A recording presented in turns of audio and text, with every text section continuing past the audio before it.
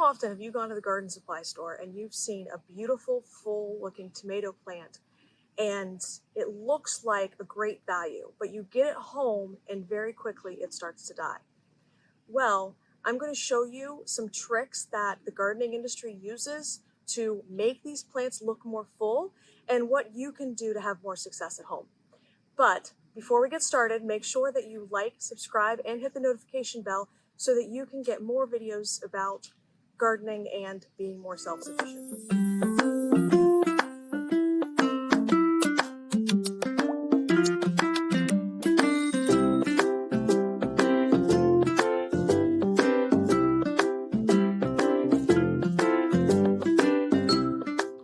I am Bonnie and I teach moms to be more self-sufficient in their backyards. And today I am going to talk about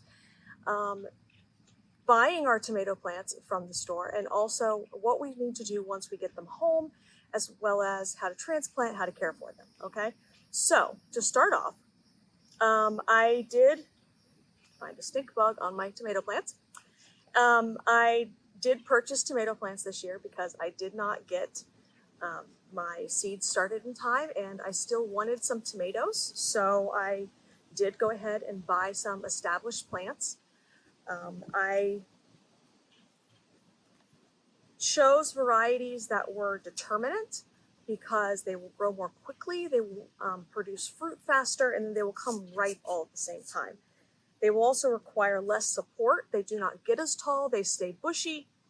And then also I chose, well, in addition to the determinants, which this is a slicing tomato, I chose some cherry tomato varieties because they do better in the heat and I should get a longer life out of them as I go into the summer months here in Florida.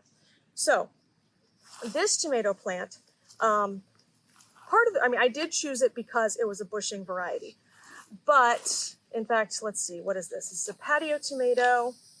It's a better bush. Determinant tomato size is about 7 to 8 ounces, which is about ½ pound tomato. So it's not a bad sized tomato. And you can see here that some of these leaves are already starting to yellow, and that is a sign that the plant itself is not getting enough nutrients. Now, the trick that the gardening industry uses to make these plants look more full and to get you to buy them is this is not one plant. This is 3 tomato plants in this one pot. This size pot would be pushing it for 1 tomato plant. So when you put 3 tomato plants in here, considering tomatoes need a lot of water, they need a lot of fertilizer, there's just not enough to go around for 3 plants to share this one pot. So what I'm going to do is I'm going to take them completely out of this plastic pot because I don't really like plastic pots for long-term growth. I like these grow bags a lot better. My tomatoes do much better in these grow bags because they do get better air circulation to the roots. It creates a much healthier root system. And then also these are going to give this plant, or well, these plants, a bit more space to be able to grow and thrive. So first thing I'm going to do, this is in here with a support cage. And I really want to be careful that I don't damage the plants. So, well, here we go. This support cage will pop off of the pot, but it does take a little bit of effort. All right, now that I have this support cage disconnected from the pot, I'm going to lay the whole thing on its side because I want to be very careful that I don't break these stems. Compress the pot just a little bit to kind of work that root ball loose, and then the whole thing will slide out of the pot.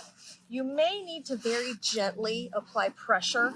Don't pull because you could damage your plants, but just kind of apply just enough pressure that the root ball comes free of, oh, I missed the tomato cage connector here. All right. Now the good news is, if you look at this root ball, it's a pretty healthy root system, and we don't have a lot of the spiraling that will happen in a plastic grow pot. And then also they don't show signs of being root bound. They are starting to fill it in. You can see, you know, we have some roots bunching here, but we're getting these separated out just in time. All right, now, causing a little bit of damage to a tomato plant's root system isn't a deal breaker. Tomatoes actually root very, very easily, even if you just have a cutting. But we still want to take some care. So what I want to do is I want to focus on breaking this into 3 sections, one for each of the plants.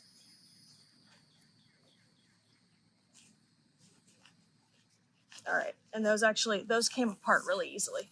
So, all right, now, this might get a little tricky with this cage. The thing I don't like with these cages is they don't have a way to, see, I just broke a leaf, or just broke a branch. It was a leafing branch, it was not a fruiting branch, so. But with these cages, it would be nicer if they had a way to like disconnect it up on the cage, so then you can just roll the whole thing out away from the plants. But that option would probably be more expensive from the manufacturers, and nurseries, I know from experience, are running on a tight enough budget as it is. So you tend to pick whatever is the 90% solution. Sometimes it's only a 60% solution, but sometimes it's better than nothing.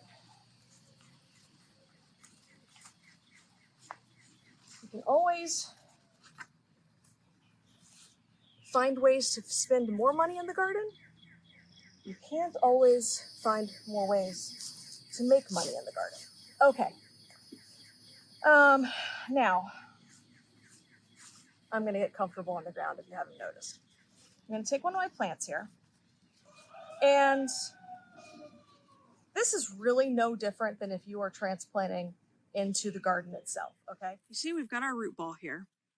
And if you look at the stem of this tomato plant, it has these little growths coming off the side. These are actually air roots.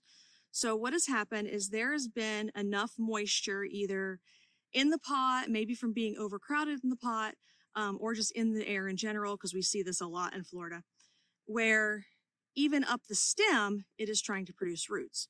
So what I'm actually going to do is I'm going to take my pruners here, and I'm going to prune off these lower branches.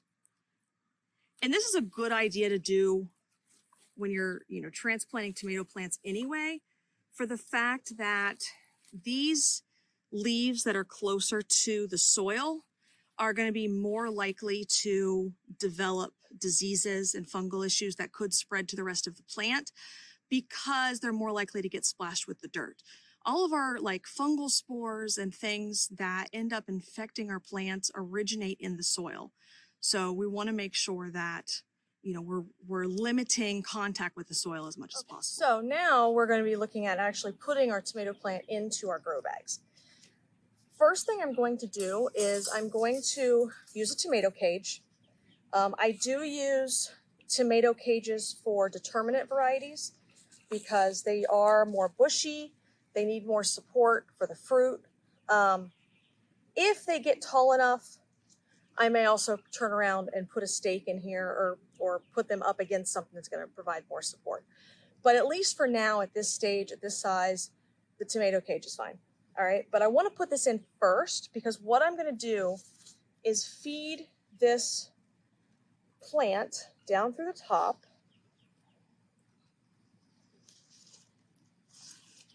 So then the leaves are laying on top of the supports, and I don't have to worry about breaking any of the leaves or the branches, putting a tomato cage over top of it. Okay, now what I want to do here is I want to dig out the center of my pot here, and I really want to go as close to the bottom as possible because I want to put this plant down in the pot as deep as possible. This is a little tricky to do with 2 hands.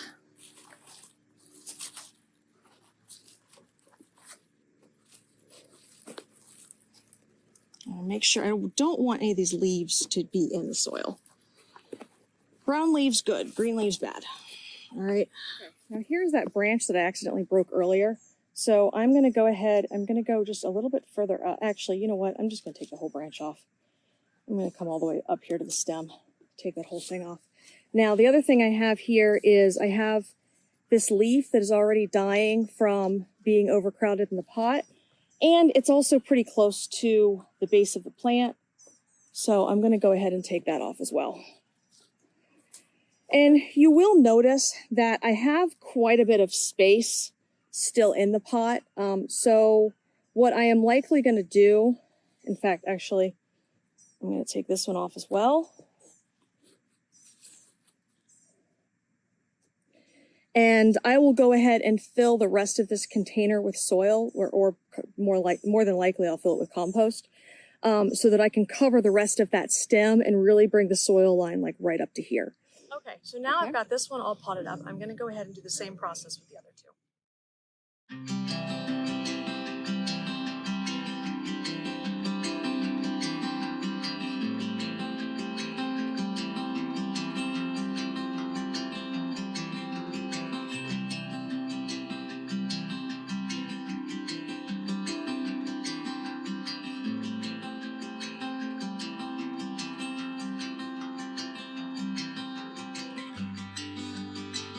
All right, so these are all potted. I was able to fill the pots more than 3/4 of the way with the soil that was still left from the pot they're originally in. So I will probably still top these with a little bit of compost just to give them some extra nutrients.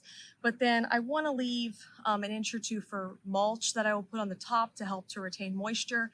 And again, it's going to help to add nutrients to the plants as they grow and as that mulch breaks down. The only thing really left with these guys is I'm going to make sure that I water them really well, give them a good soaking, making sure that I've got water going all the way down through the base of the container, which is really easy to see with these fabric grow bags. In fact, this one you can already see some because the potting soil that I put into this bag was really dry, so I went ahead and watered it down really good before I transplanted into it. But with these being determinate varieties, I do want to make sure that I keep them on a regular feeding schedule because they are going to have so much fruit production over a very short amount of time.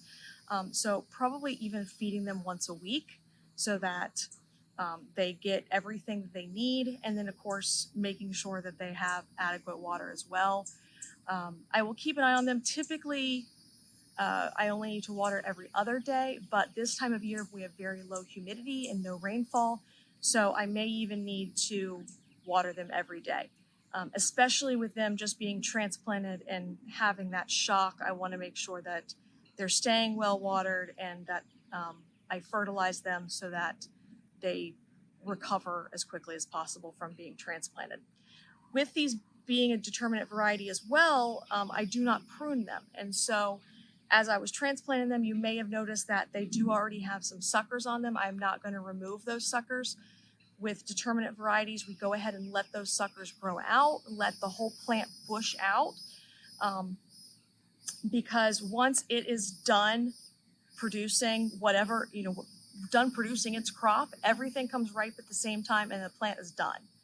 So that's why we don't want to prune anything back on it because we don't want to cut back on that production. Indeterminate varieties are a whole different beast, and that's a subject for another video. But really, aside from just pruning those lower leaves, I'm not going to prune anything on these guys. I think that is it for today. Again, make sure that you leave a like and subscribe. I've got some more videos on planting tomatoes and growing tomatoes that you can watch next. And if you guys have any questions, make sure you leave them in the comments. So I hope you guys have a fantastic day in the garden.